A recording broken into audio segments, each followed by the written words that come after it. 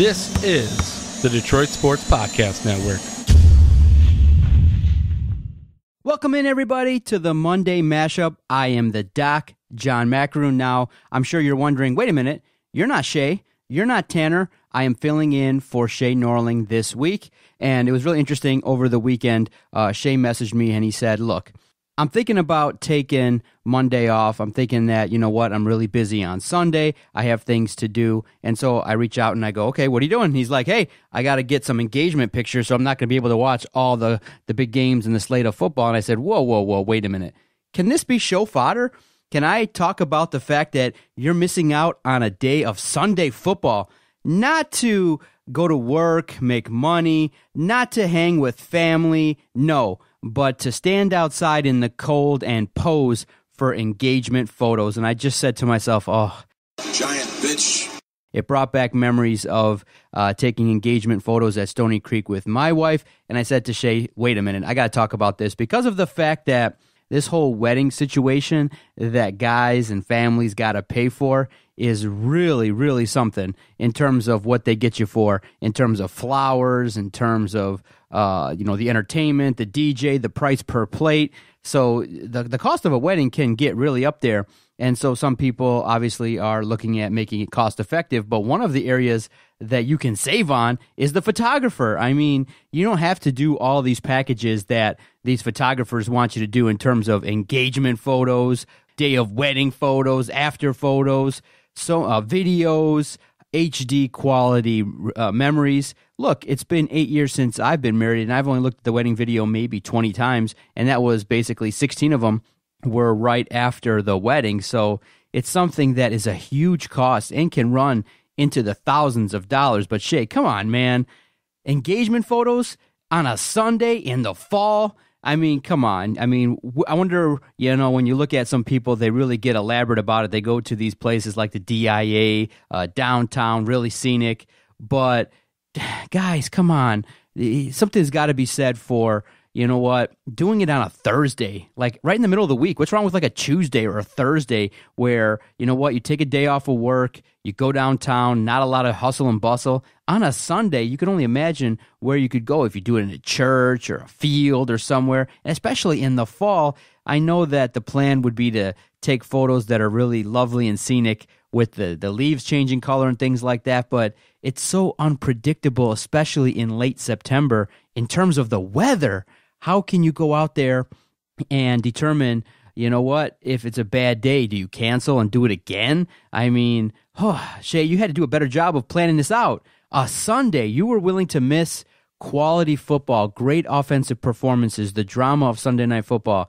Holy cow, man, you missed out on a lot to go take engagement photos. Oh, I was just like, come on, Shea, and one of our supporters definitely gave it to him. But others said the same thing. They said, look, you know what, if you're a Lions fan and, from time to time, if you want to take a break, might as well, especially after a great win. It gets no better than defeating the New England Patriots. Why not just go out there and take a day off, especially with what the Detroit Lions put out there? So Shea did get a reprieve in that the Detroit Lions did not perform all that well, especially on the defensive side of the football. But it's just a cost that I feel like is really high in terms of wedding planning and things like that, the photographer, the video, and things like that. And so different people put different funds and different things. I know a lot of people like the extras. They like the meals that you can get at midnight, the sliders, the pizza. Some people like the photo booths. Some people like the things that people can do at your wedding that adds to the cost. Some people like the decor, the flowers.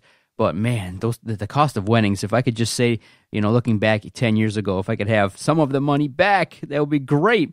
Because a lot of times, if you do have a high cost of a wedding, and sometimes you do lose a little bit of money, but hopefully Shea and his fiance have great guests, and they put in a lot of money, and they can get off, they can start their marriage successfully. But come on, Shea, Sunday, that's a tough day, especially, and I know it's tough because people work, it's hard to take days off, it's hard to plan. So to do it on a Sunday, not to podcast and broadcast on this fine Monday, violation, Shea, but that's okay. I'm a nice guy. And I said, hey, Shea, is it cool if I talk about it a little bit, razz you a little bit about it? And he's like, no problem. His fiance doesn't go online. And thank goodness, because if she saw the stuff that we posted on our Twitter page at Detroit Podcast, she probably wouldn't let Shea be part of the Detroit Sports Podcast Network. So let's set the scene. We got to talk about the Detroit Lions game. I'll describe how I watched it, and it probably was the best way to watch it. And to finish the podcast, I'll review a DVD that I was given by my best friend, and he's part of it a little bit. So full disclosure there, one of the writers, one of the people associated with the film, I do know personally. But I said I would review it objectively. I told him before he even got on the project, I said, oh, okay, I hear there's this Lions documentary being made. Whenever it gets done, if it gets produced, if it's anything that you need at all to help promote it with the DSP network, give me a copy. So Kenny obviously watched it first. He's seen a rough copy of the fan version of it. It's called Heart of a Lions Fan. I had a chance to sit. It's about an hour long, late in the evening on Sunday. So I sat back and I watched it, and I thoroughly enjoyed it. I had some strong points about it, and I also had some things that I said, well, could have enhanced it a little bit, because it is a little bit light in terms of in ratings and language and things like that. And especially if you're a Lions fan, there's something to be said about passion and language. And a lot of times the guests and the individuals that were featured in the documentary really wanted to say some things, but they couldn't, because you could tell it's probably rated E for everyone. And some people will say, yeah, documentaries have to be that way so that you can mass produce it. But in terms of a football documentary, I think it would have been maybe worthwhile to up the passion just a little bit more. And I'll talk about that in the second half of the podcast. But to start the podcast, well, Detroit Lions, after Dallas, we sit 1-3. When I was recording with Adam, I told everybody, well, would you be surprised if the Lions went to Dallas, took a lot of penalties, made a lot of mistakes, and didn't walk away with the W? No, I would not have been surprised at all. So that's what happened. The Detroit Lions. Now, some people will blame the refs. Some people will say, yeah, the refs definitely early on in that contest were favoring the Dallas Cowboys and were calling a ridiculous amount of holding calls against the Detroit Lions. There was a ridiculous penalty in which Dak Prescott went down, and the whistle had not gone, and one of the Lions defenders got whistled for it, but it got negated because there was another penalty. There was another penalty on Darius Slay. So it was a game in which you could have said, wow, the officiating was subpar. It was not good. It was one-sided. And even the radio announcers, Dan Miller and Lomas Brown, were like, wow, there were several situations after the Lions had taken their third, fourth, fifth penalties that Dallas should have taken some penalties in terms of holds and things like that, because how is it that Dak Prescott is able to bust through the middle and run for 41 yards in the National Football League without a hold? And it happened multiple times. So the Lions defense is not as atrocious as we all would like to say it is. There were situations in which the Lions defenders were trying to get there, but they were held. But I definitely am concerned regarding the Detroit Lions defense. Matt Patricia, what's his specialty? What were we sold regarding Matt Patricia and what his skill set is? The ability to put together a defense, bend, don't break, don't allow your opponent to do a bunch of things and score a bunch of points. Well, at this point in time, when you look at a contest versus the Dallas Cowboys, you obviously have a pretty simple objective. Stop Ezekiel Elliott. Now, is it easy to execute? No. But if you're Matt Patricia, Ezekiel Elliott's not new to the NFL. This is a guy that broke on the scene his rookie season and just tore the world on fire. So by this point in time, you don't have an effective scheme to try and stop Ezekiel Elliott. I feel like 7 days of work could have been dedicated to saying, okay, Dak Prescott is going to defeat us if we walk away from Dallas without the W. That would be it. You would say, okay, if Dak Prescott has to throw for 500 yards and 4 touchdowns, as long as Ezekiel Elliott doesn't beat us, then it's fine. But what happens? Ezekiel Elliott runs left, runs right, runs up the middle, catches the long pass from Dak Prescott late in the game. Come on. Why can't somebody who has a specialty go out there and show what they can do? And everyone will say, and they'll message us on our Twitter page, @Detroit Podcast, Doc, relax. You know what? There's a transition going on. This team was a 4-3 team. Now they're going to a 3-4 team, and it's hard to just put together a scheme that quick early in the season. I say to myself, well, what is it that Pasqualoni and Matt Patricia are installing week in and week out? Because of the fact that, you know what, everyone would say at certain times you have to dial up pressure against the quarterback. I mean, if Dak Prescott can throw the ball late against you, then you know what, you're going to have problems. And so you go, okay, you watch the game, and Ezekiel Elliott is dominating. The Dallas Cowboys offense is on the field for an enormous amount of times. If you ask and you want to look up the stats and you want to know, the Detroit Lions on Sunday, guess how many offensive possessions that they had? 8. 8 total offensive possessions for the Detroit Lions. How are you going to successfully try and go on the road and beat a team with that few of opportunities to score? And you look at it, and obviously the majority of the blame goes towards that Detroit Lions defense. They couldn't get off the field. They couldn't hit Dak Prescott. Everybody's upset that Ezekiel Ansah is not available. This is a guy that you paid $17.5 million, and it's very frustrating in that you allocated that much money. Bob Quinn's job, working with a new head coach, is to do the job. Understand that, hey, just because you don't have a pass rush and you need this guy to be there, if you know he has a track record of not being healthy, if you know that the past 2 and 3 seasons have been injury-plagued, even my cousin Adam knew.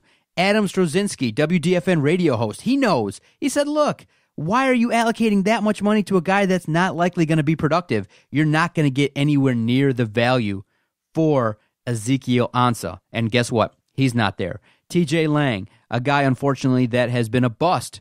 The signing from Green Bay was a great situation for the Packers. They said, okay, you know what? We got an opportunity to let this guy go. Boom. Let him go to Detroit, his hometown. We don't got to worry about him and his unavailability. TJ Lang has a history of concussions. Now he suffered his 5th concussion in that contest, and it dramatically changes the dynamic of the Detroit Lions running game. So TJ Lang, obviously we don't want to see anybody get hurt, but his tenure in Detroit has been an epic bust. It's been terrible. And a guy like that who you saw what he can contribute when he's healthy, you saw that when he goes away, boom, the running game gets affected.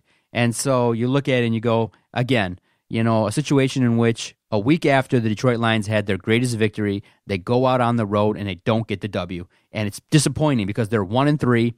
They're coming back home versus Green Bay, and that's no easy contest. Now, you've had recent success at home versus the Packers, but nobody's going to sit here and predict that the Detroit Lions are going to get the W. You can't do that because of the fact that week to week, you don't know consistently what the Detroit Lions are going to do. They could perform great. They could score 30 points and limit Aaron Rodgers. They could force a bunch of turnovers. They could, really respond well to the Detroit Lion home crowd. Or they could go out there and look like they looked versus Dallas or the Jets and look absolutely abysmal, not able to stop the run. I found it very fascinating that even Dak Prescott was able to figure out, bam, Jarrad Davis can't cover people in pass protection. He can't do it. And it's so fitting if you're a Lions fan and you're sitting there watching it and you go, okay, you know what? The Detroit Lions scored late. You're excited. Golden Tate, 2 touchdowns, great performance, over 100 yards receiving. And you go, great job. Golden Tate, this is a good dude. This is an individual that's been productive, a great signing, a great addition to the Detroit Lions organization. And he's been wasted. I mean, he's been on the Detroit Lions and nothing. No playoff wins to show for it. He's there. He's the guy that leads in yards after the catch. He's right up there in rankings year after year. You see him produce. He's a guy that game in, game out has the ability to be tough, to make plays, to really step his game up. And this is a guy that works hard. Golden Tate is a productive receiver. But everybody knew. Everybody saw when they scored and they saw how much time was left, and you see what the Detroit Lions defense is all about. You knew that they weren't going to get the job done. You knew that Dak Prescott was going to march his squad right down the field, maybe one handoff. The question was going to be, how many plays was it going to take for the Dallas Cowboys to march right up the field and handle their business? And they were able to. Dink and dunk, and then boom, the massive play to Ezekiel Elliott in which Jarrad Davis is, trailing the play. And that's his biggest situation. That's his biggest problem is in the pass game, he struggles in coverage. It's just, Adam saw it when he went to the New England Patriots game. He's like, dude, Doc, when he's making a play, it's always after the guy catches the ball and gaining 5 or 6 yards, he's then there. He's able to close on rushes. He's a semi-decent rush protector, but in terms of what we expect from a first-round pick, second season, the guy is not doing well. And Jason Jarvie said, you know what? It's time to put Jarrad Davis on the hot seat. This is a dude that's not producing. This is a dude that, if we drafted some others, probably could have been more productive. Other players could have been more productive, and he didn't make the play. Simple as that. Now, is it all Jarrad Davis' fault? No, but he's responsible for that play. He did not do his job that play, and Ezekiel Elliott won that battle. That's a battle that you would want, ideally, your first-round pick to make. make a play. But in terms of the Detroit Lions history, that's just what they do. They fail to come up with the play at the key time. I mean, Dak Prescott fumbled the football. Boom. Do you have an opportunity to scoop it up? No. No, you don't. Do you make the turnover late? No. Do you have an opportunity to make the key drives and put a game away? No. So again, you're forcing Matthew Stafford to bring your team back from behind, and he's able to do it. Kudos to him. But still, I will say, you know what? In terms of what the Lions have to do, they have to, week in, week out, come with a strategy early in games to put more points on the board early. Settling for field goals is not going to do the job. Early in games, I think this Lions team could handle, playing from ahead. And I think, like most NFL teams, if you play from ahead, it gives you an opportunity to kind of execute your scheme a lot better. Look how they were able to perform versus the New England Patriots. The Lions, when they're in close games, I don't think they're going to come out the other side with victories a whole heck of a lot more than losses. And so everybody was disappointed. Everybody's frustrated. And the way in which I watched that contest was a way in which probably I'm going to watch in the next couple weeks. I'm still a diehard. I'm still a Lions fan. I'm not going anywhere. I'm a guy that watches the Lions. I'm a Lions fan, but I'm very critical of the Lions because of the fact that it's an organizational situation.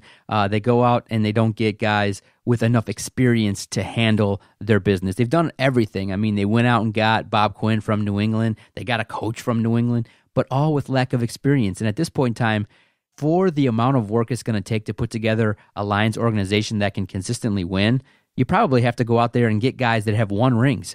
Get out there and go and get the likes of a Doug Peterson, put together an organization, get the staff members from the likes of the Eagles or the Rams if they go on and win this year.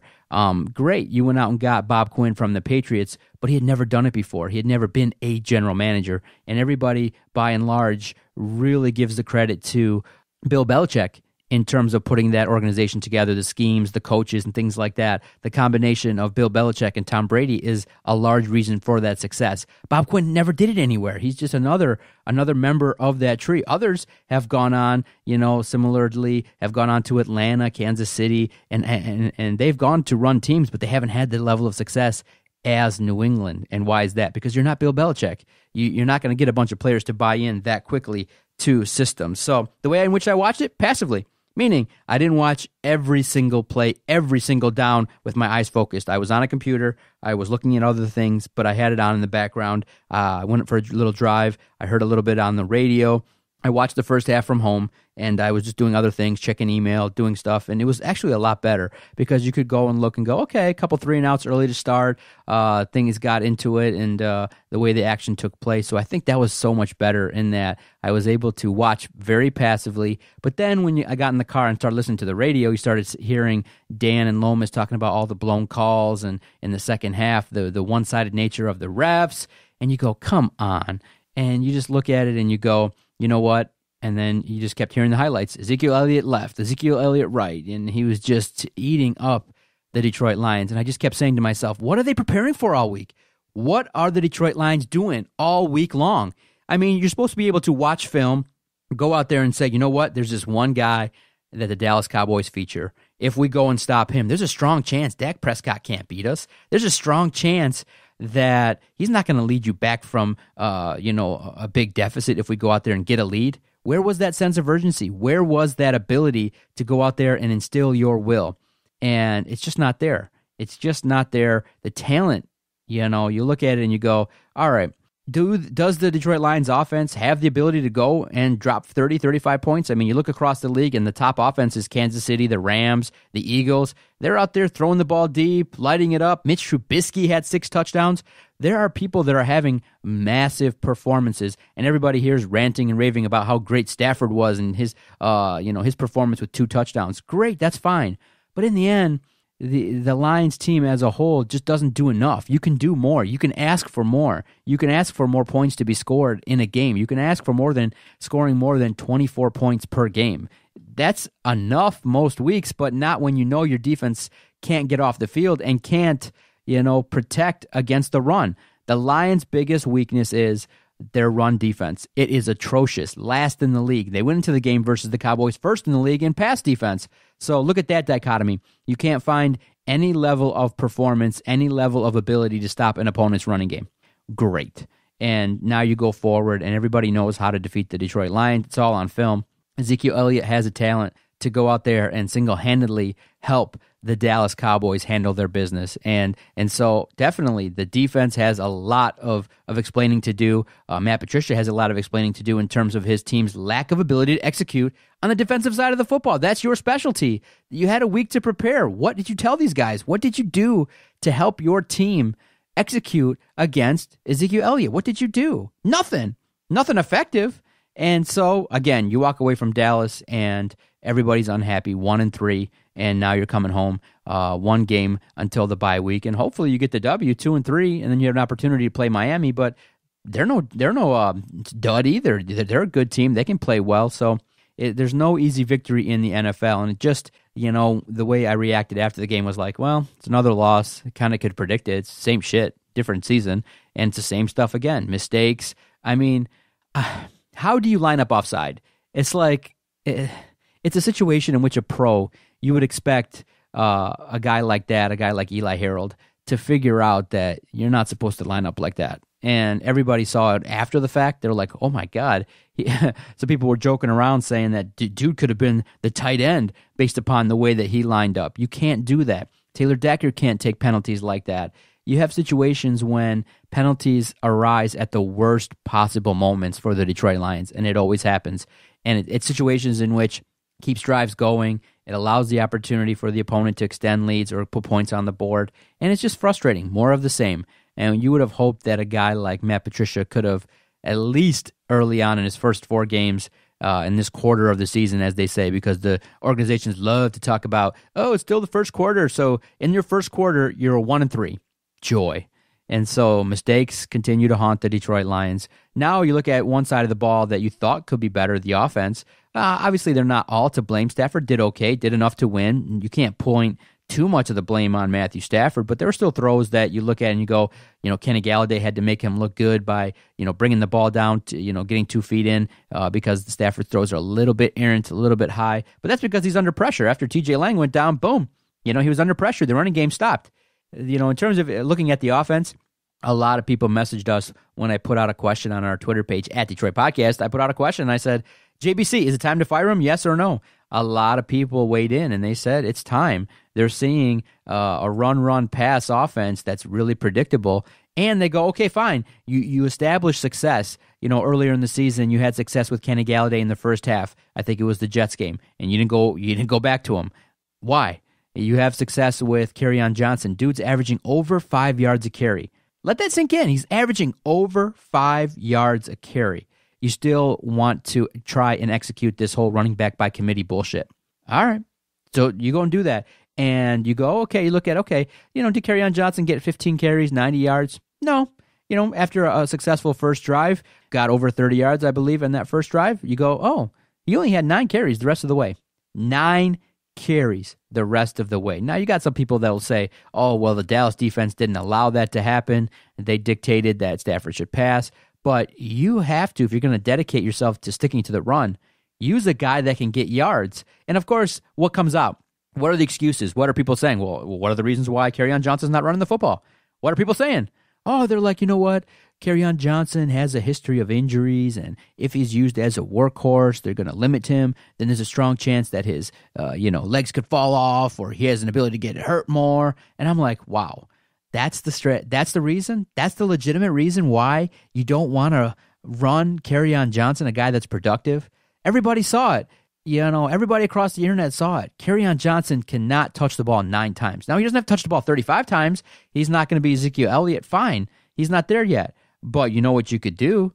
You could definitely give him the ball 15 times, incorporate him more in the pass game, utilize his talent because the guy gets yards. And that's the name of the game, getting first downs. Now, LeGarrette Blount, definitely, he's a veteran. That's a guy that's a locker room presence, a leader. He signals, and he is a perfect example of what the Patriot way means. But in the end, you have to utilize your talent a lot better. And the Lions, no, they don't do that. They got Kenny Galladay, they got Marvin Jones, Golden Tate, Matthew Stafford, and yet they're not going out there and destroying teams. Let that sink in. I mean, everybody that says, wow, the great takeaway is Kenny Galladay is going to be great. Great. In 5 years, guess what? Stafford won't be there. So then what's going to happen when Kenny Galladay's in his prime and ready to go at 26, 27 years old? Boom, he's not going to have a quarterback to throw to him. And that's what really signifies the nonsense that is the Detroit Lions. And the theory is this, and I'll leave it with this, breaking down the Lions game. The Lions very rarely are able to put together a complete game where all facets are able to be effective. Now, when they do, then you see a performance like they had versus New England. But by and large, what has happened throughout the 5 years of this podcast and throughout the course of history watching the Detroit Lions is this. If the offense is playing well, the defense stumbles. If the defense shows up, then Stafford looks like he forgot how to throw the football. If the offense and defense are doing well, then the coach doesn't throw the right challenge flag, or the coach starts to make mistakes in key situations. If the coach is doing great, then special teams falls apart and you give up 2 and 3 touchdowns. That's what's the biggest problem right now in the last couple of seasons is they can't put together great execution on all 3 phases of the game consistently. They don't have the talent to do it, 1. 2, you're going through a coaching change, so a new system is in place. 3, it's just an opportunity to see that, you know what, the cohesiveness of a team sometimes when you don't have the talent across the board, it just falls apart. Sometimes the offense shows up, they played well, and look, you can give them credit for playing well versus Dallas on the road. They did enough, they scored late. But some people are even arguing and messaging us saying, hey, they scored too early. Maybe they should have ran the ball and tried to not score the touchdown and just take a chance, with having the ball until, try and get the ball in the end zone with under a minute left. Well, I don't agree with that. I think that the Lions should have went in and scored, and you have to count on your defense to do the job. Obviously, the defense failed, and that's what always happens. And that's the kind of thing where you look at it and you go, if you count on a certain phase, you count on something for the Detroit Lions, a lot of times they're going to let you down. And so that's why I watch it passively. That's why you don't hear me ranting and raving and screaming because, at 39 years old, after watching a bunch of contests, it's kind of predictable. Most people could have said, oh, they played great against New England. That was a game they weren't supposed to win, so they went out and balled out. That was a statement game for their coach. Then the next week against a team that they're probably better than on paper, they go out and lay an egg. A big fat turd, and they don't come away with the victory. So that's the Detroit Lions for you.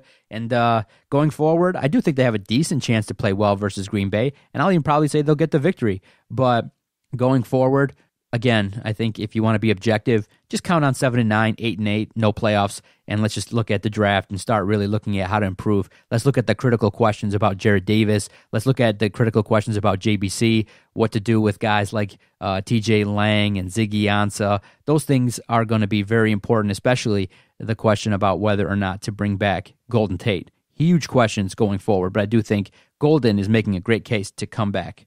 Now, I want to thank one of our sponsors, Podomatic, for the great support that they've given us. If you want to start a brand new project, a brand new podcast, go check out Podomatic.com. It's our host site. We've recorded 1,000 podcasts, and we've only used one host site. So if you want to reach the level of success like the Detroit Sports Podcast Network, check out Podomatic.com. And the free and easy way to support us, if you like what you're hearing and you're like, wow, these guys look like they're having fun, getting great interviews, going out and covering all the great events in Detroit sports, thank you so much. The free and easy way to support us is to go and visit DetroitSportsPodcast.com. Now, I promised it. I had a chance to watch Heart of a Lions Fan. It's a great documentary, about an hour long, and it starts with the question of, well, I'm a Lions fan. Seems like a guy in his late 30s, maybe early 40s, and he's saying, you know what, I got a son. And I'm wondering, should I make him a Detroit Lions fan? And he's asking these questions, and it's a really interesting way of putting it. It's a thesis. It's something that drives the movie, and it provides the opportunity to, have people talk about some of the epic failures of the Detroit Lions. But it's interesting in that when the people are talking and things like that, the key word is hope. The key word is like, yeah, let your son be a Detroit Lions fan. Yeah, let him be a Detroit Lions fan because there's one day that there's an opportunity that he can watch and you can share with your son all the misery and things like that. But in the end, the interesting thing about that is he comes to the conclusion of, yeah, of course, being a Lions fan, I should definitely expose my son to all this. but all the reasons that were given were all negative. The best was I've heard all the jokes, but I've never really heard before NFL stands for not for Lions fans. So that made me laugh. And then they were sitting around in a pizza joint, and one of the proprietors, I believe, sits and goes, "Yeah, but if he's not a Lions fan, then how can you tell him about Dan Orlovsky running out of the end zone, or how can you tell him about taking the wind?" And I'm like, that's what you want to share as the legacy of the Detroit Lions, is all the nastiness? And so I would say that if the movie was to really answer the question properly based upon the way it's presented, because a lot of the fans talk about the miseries and the challenges and things like that. And of course, the loyalty that you have to your hometown team is super important. Of course, it's Detroit. So naturally speaking, everybody comes to become a Detroit Lions fan if you're from the area, from a friend or relative, or peeking into the hometown team. But the honest answer based on the movie should be no, hell no. Make your son a different fan. If you hear this review of your movie, no, the conclusion should naturally be no. We don't need a Hollywood ending where you're like, oh yeah, my son should just don the Honolulu blue and silver. You know what? The honest truth is, I'm a Lions fan, and I was a sports fan, and they're the local team, and I didn't want to jump ship and support another team, and it will feel great, hopefully, if they ever do win. But if you ask me now, do I ever think they will? Probably the answer is no. I mean, if you have your best quarterback, you have your best wide receiver, you have a best running back in organizational history, and you don't win, that tells you something's really wrong, something's off. 10 years in, Stafford doesn't even have a playoff win. So how can you have hope? I mean, it's tough. You just go, well, we'll support the team, and we'll, have fading hope that maybe one day we can celebrate. But if you have undying hope, then I think the devastation is a little bit larger. But the way the film is shot is excellent. A lot of passion. A lot of people have memories of all the bad things that have happened to the Lions. It really captures. I mean, you go out there and you can shoot the film and get a lot of opportunity to really get a sense of how the fans feel about the organization and things like that. So it's a great hour to spend. I really enjoyed it. So you can go to HOALF.com and pick up the documentary. It's going to be great. It's still a work in progress. Now, for the critiques, I do think that a movie that talks about football, a movie that talks about the Detroit Lions, it can't be so PG, can't be so rated E for everyone. I mean, all the people that were interviewed were like, oh, there was one great comment where someone's like, oh, the first time I think it was Steve Courtney, he said, oh, the first time I used a bad word, I was 10 years old, was watching the Detroit Lions, and it was like maybe the F word and things like that. But how do you display the real passion of a football fan, without a little bit of cuss words, a little bit of an edge, a little bit of amplified language in terms of describing some of the bullshit that we've seen with the Detroit Lions? I mean, they sat around and talked about it.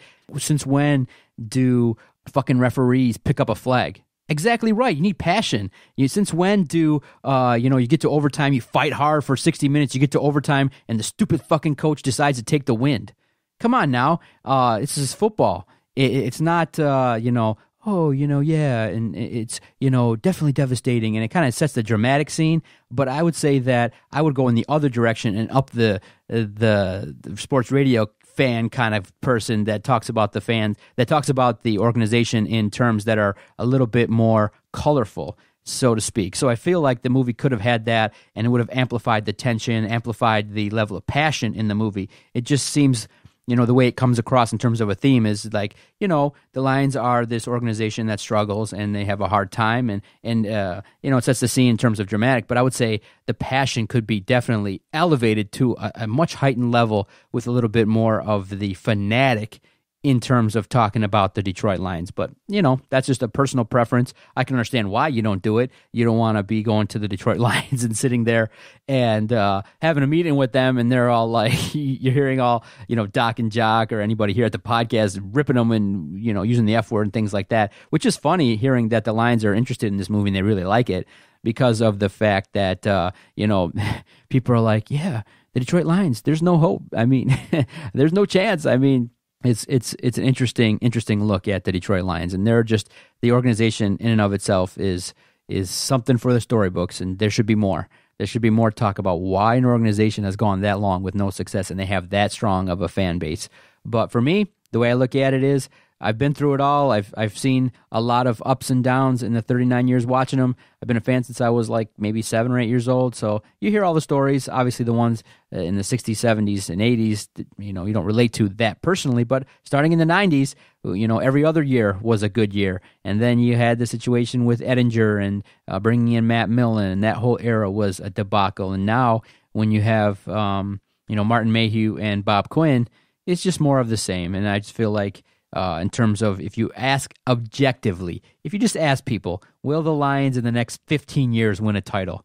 You probably should vote no. And hope for the best, but expect the worst. And that's the way to shield yourself from some tough times, because it's probably going to be a long road where if you don't have a quarterback now in terms of, having consistent year in and year out playoff success, what does that mean? What does that indicate to you?